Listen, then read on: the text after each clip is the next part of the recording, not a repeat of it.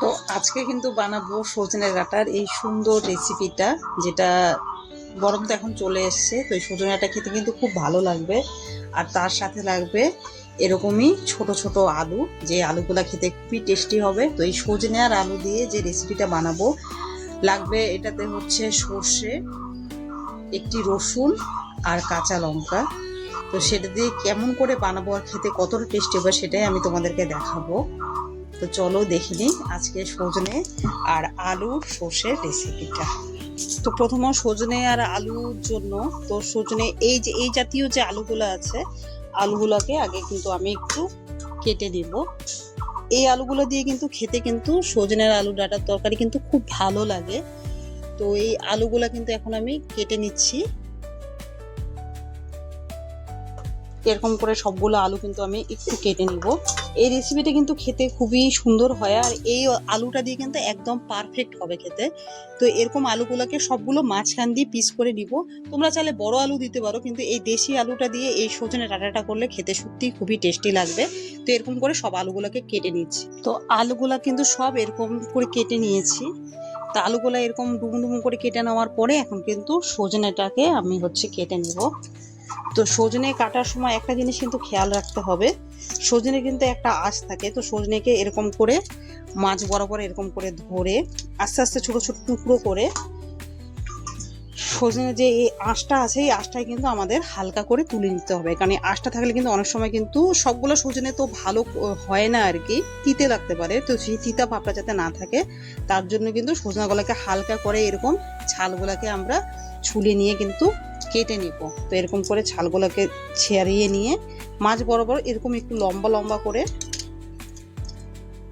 এরকম করে কেটে নিব। তাহলে এরকম করে সমস্ত সজনাগুলোকে আমরা এখন কেটে নিচ্ছি। এরকম করে হালকা একটু ছুলে, একটা কিংবা দুটা বেশি ছুললে আবার কিন্তু ফেটে যেতে পারে। তো ছোলার পরিমাণটা কিন্তু নিজেদেরকে একদম পারফেক্ট ঠিক রাখতে হবে। এরকম করে ছুলে নিব। ঠিক এই সাইজের করলে কিন্তু দেখতে ভালো লাগবে আর খেতে কিন্তু খুব সুন্দর আর টেস্টি লাগবে। তো এরকম করে সমস্ত সজনাগুলোকে আমি কেটে নিচ্ছি। তো এরকম করে কিন্তু সমস্ত সজনেগুলো আমি ছুলে কেটে নিলাম।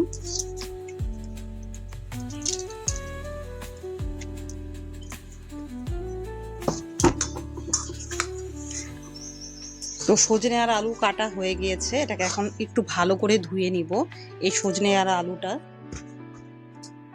তো প্রথমত পাটাতে 2 চামচের মতন সর্ষে দিয়ে নিলাম। তো সেই সর্ষেটাকে পুরোপুরি আমি এখন বেটে নেব। সর্ষে কিন্তু একদম বাটা হয়ে গিয়েছে। এই যে কালো সর্ষে বাটা, এখানে আছে কাঁচা লঙ্কা, রসুন, ফোড়নের জন্য শুকনো লঙ্কা, আর যে ডুমো করে আলু কাটা। ছোট আলুটা দিয়ে সব থেকে বেশি টেস্টি হবে। আর সজনে ডাঁটা ভালো করে ধুয়ে নেওয়া, কেটে নেওয়া। তো এখন রেডি করছি। তো প্রথমত কড়াইটি গরম করে কড়াইয়ের মধ্যে একটু সরষের তেল দিয়ে নিব।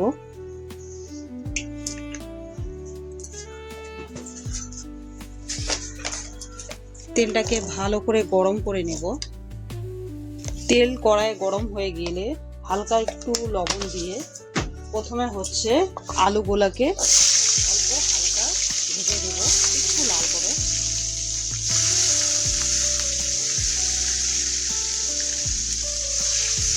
এরকম করে একটু 2 থেকে 3 মিনিটের মতন আলুগুলোকে একটু ভাজা করে নেব। তো আলুটা কিন্তু একটু হালকা ভালো করে একটু লাল হওয়া পর্যন্ত কিন্তু অপেক্ষা করতে হবে।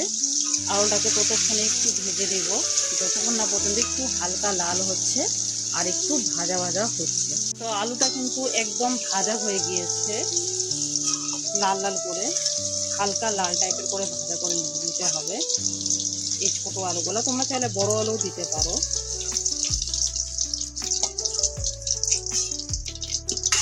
এখন এই আলুর যে তেলটা আছে সেখানের মধ্যে আমি দিয়ে নিচ্ছি কেটে রাখা সজনাগুলো। সজনাগুলোকে হালকা এরকমই আলুর মতন করে আমি একটু ভাজা করে নেব। মিনিমাম একটু 4 থেকে 5 মিনিটের মতন ভাজা করে নিচ্ছি। তো সজনে ডাঁটাটা যতক্ষণ না একটু লাল হচ্ছে ততক্ষণ পর্যন্ত আমি ভাজা করে নিয়েছি।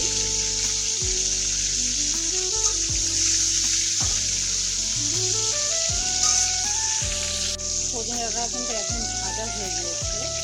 এখন ডাটাকে আমি তুলে নিচ্ছি।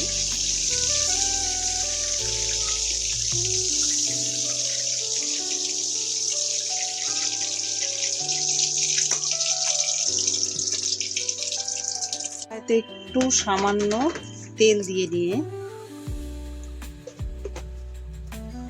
অল্প একটু তেল দিয়ে নিয়েছি। এখন দিয়ে নিব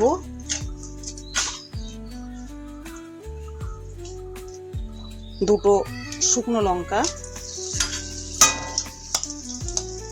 লঙ্কাটাকে একটু ভাজা হয়ে গেলে দিয়ে নিব একটা গোটা রসুন। এই যে একটা গোটা রসুনটাকে দিয়ে নিচ্ছি।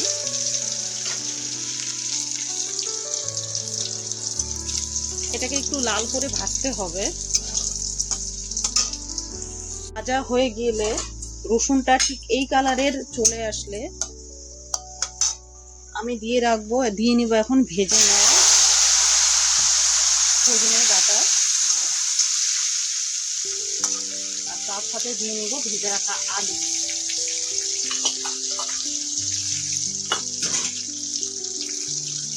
এখন এই সজনে আর আলুকে একটু হালকা 5 মিনিটের মতন ভেজে নিব। তো সজনে আর আলুটাকে হালকা একটু ভেজে নিয়ে এতে এখন দিয়ে নিব পরিমাণ মতো হলুদ গুঁড়ো, স্বাদ মতো হচ্ছে লবণ। সজনেতে লবণটা একটু কম দিলে ভালো হয়।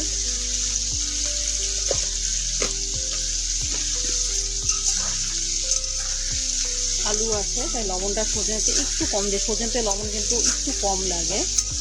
তো এটাকে এখন আরো 4 থেকে 5 মিনিট ভেজে, সজনে ডাঁটা আর আলু কিন্তু একটু ভেজে নেওয়ার পরে লবণ হলুদ দিয়ে নেব। প্রথমে আমি 4টা কাঁচা লঙ্কা দিয়েছি, কাঁচা লঙ্কা বাটা।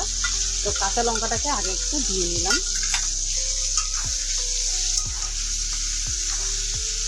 এটাকে একটু 5 মিনিটের মতো হালকা একটু কষিয়ে নিতে হবে।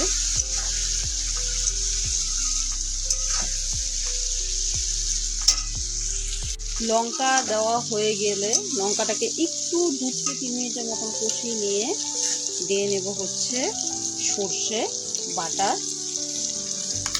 যেহেতু এটা সর্ষে বাটা হচ্ছে তাই সর্ষেটা কিন্তু একটু পরিমাণে বেশি দিতে হবে। আর সর্ষে দিয়ে ভাজার সময় কিন্তু আঁচটা একটু কম রাখতে হবে। তো আমি কিন্তু এখানে 2 চামচের মতো সর্ষে দিয়ে নিলাম। এটাকে এখন আমি একটু কম আছে 2 থেকে 3 মিনিট এরকম করে সর্ষেটাকে একটু হালকা ভেজে নেব।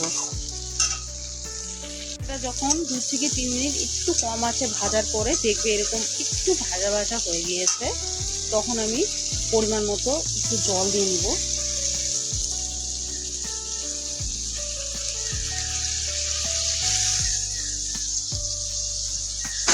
আর সর্ষে বাটাতে কিন্তু সব থেকে বেশি কাঁচা লঙ্কাটা দিলেই সব থেকে বেশি ভালো হবে, সজনে আর সর্ষে দিয়ে করা।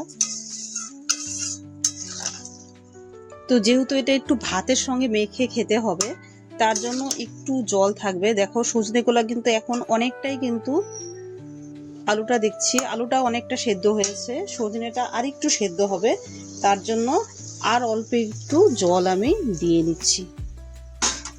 এখন একে মিনিমাম 10 মিনিটের মতন ফুটতে দেব। আর আলুটা যখন এরকম মাখো মাখো হয়ে আসবে তখন দিয়ে নিতে হবে এরকম 1 চামচের মতো হচ্ছে একটু ঘি উপরে ছড়িয়ে নিতে হবে। এটাকে ছড়িয়ে নিয়ে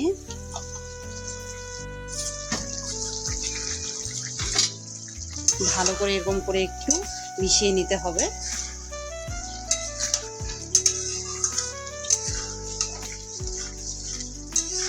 একদম সর্ষেটা কিন্তু একদম ওখানে মাখো মাখো হয়ে আছে, দেখতেই পাচ্ছ।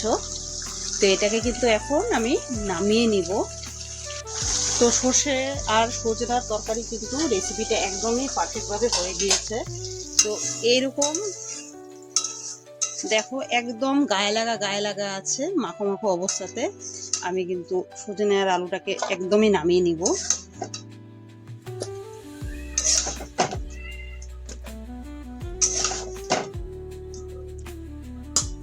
তো এটাকে পুরোটা এখন নামিয়ে নিচ্ছি।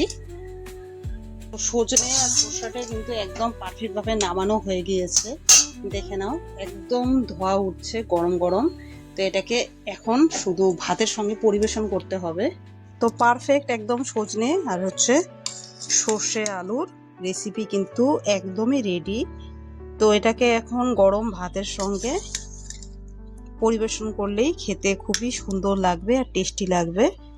সজনে আর সর্ষে আলু দিয়ে এই রেসিপিটা।